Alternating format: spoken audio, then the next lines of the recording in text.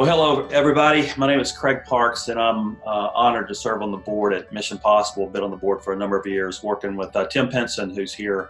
Tim's the founder of Mission Possible, the executive director. He's been involved in ministry for 28 years.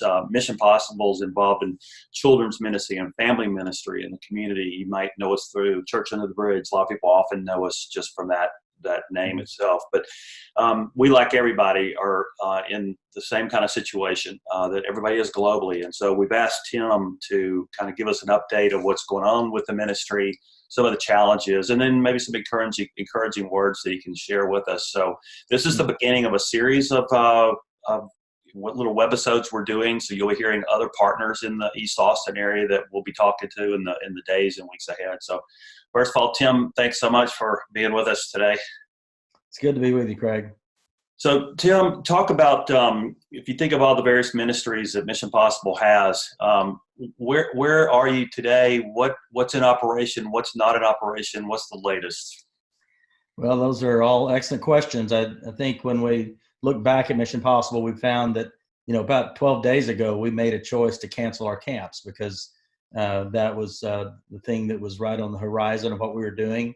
And what we did is it triggered that all of our programs needed to be closed down because we have volunteers that come from all over the city and they minister in a very close relational way. And we felt like, there was risk to both the giver and the receiver at that point. So we made a hard choice. It was a hard, quick choice, even prior to the time that a lot of other closings took place, knowing that, our ministries are based on what we do and the relationships that we have. And so first thing we had to do is we had to communicate to the people that we served because they were the one that probably were the hardest to understand the challenges that we were facing.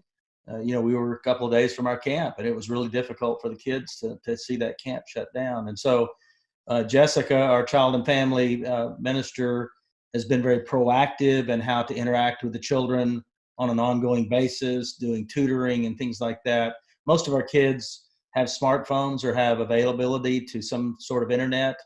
So we're now doing live chats with those children and bringing things directly. I mean, it's really fun to see us stretching in a way that we never thought we could because we're being a relational ministry. We felt like we always had to be face to face and touching and realizing that maybe even in those times we were not doing effective communication. So now we're working on the effective part of our communication. One of the things that Mission Possible has done, because of a lot of the folks that in our community, that's Central East Austin, do not have internet. We have opened up our parking lot and set up free Wi-Fi so that the kids could come in and they could get their homework from their teachers and everything right in our parking lot. So we've given them access to that internet. And then what about the BAGS program? Talk about the BAGS program and then and also what's going on with Church Under the Bridge and the homeless community. Yeah. So our BAGS program was primarily aimed at the elderly lock-ins, folks that did not get out and could not get out. Unfortunately, they are blocked out of a lot of the services that the city is offering. Most of the free meals that are provided in our city are done through the school program, and any schools that have a high percentage of government-sponsored food now have free food delivered to them, but a lot of our elderly don't have that. So if they actually show up at a stop with a child, they can get food, but if they can't get there, they can't. So we realized really quick that we had a population that was being left out.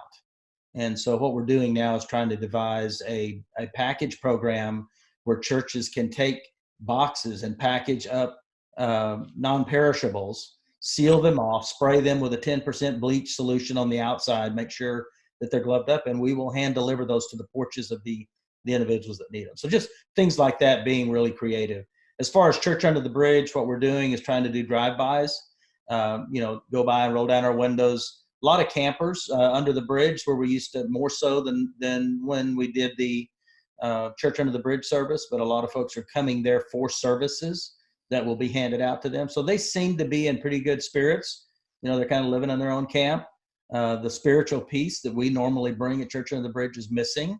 And so, again, when we do some of these food boxes and food provisions, we will try to put tracts and Bibles and notes and things in those boxes that will help them know that we still care and they're still getting out the message of the truth. That's great. And I've heard you say this a lot, this is about relationships. This ministry is all about relationships. So as we're in the middle of this and we move through it, what are some of your concerns, and how would you encourage our various supporters to be a part of this as we go through this, navigate this together? Well, within the communities that we work, there's a lot of isolation that takes place when there's not a program that's involved, and some of those isolation times can be somewhat challenging for the children. We love to be able to pull them out of those environments periodically to be able to not only communicate face to face but understand what's going on. That piece is missing. One of the things that they can't stop, and nobody can stop, is prayer, the prayer of God's people. And in my opinion, I believe that oftentimes the light that we proclaim to have is often shown in really bright places. And now we have an opportunity to take our concerns into those dark places and be able to pray that, God's Spirit and protective services of His Spirit actually work over time. And I think it helps us, again, to be more effective in our communication and be more proactive and more intentional about how we try to communicate. Yeah, that's great. So maybe one more question for this little session. With all the concern, the fear of our community, of the people around Austin, what kind of words of encouragement would you give people? Well, I'm probably one of the individuals that does not deal with the fear factor of all the possibilities that could be. And matter of fact, I rest solely in the sovereignty of God, knowing that He did not wake up a couple of weeks ago and say, "Oh no, what have my people got themselves into?"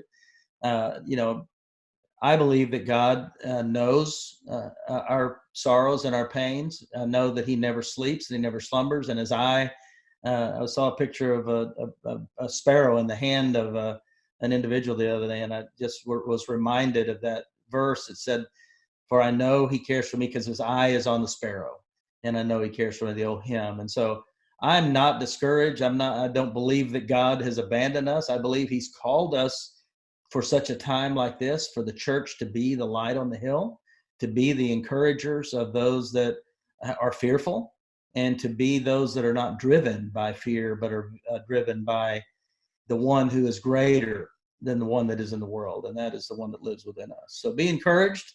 The body of Christ, I'm seeing doing some very innovative things, and I pray that we're not just doing them for ourselves, but we're doing it so that when people see the things we do, the light that we shine glorifies our Father and brings honor to Him.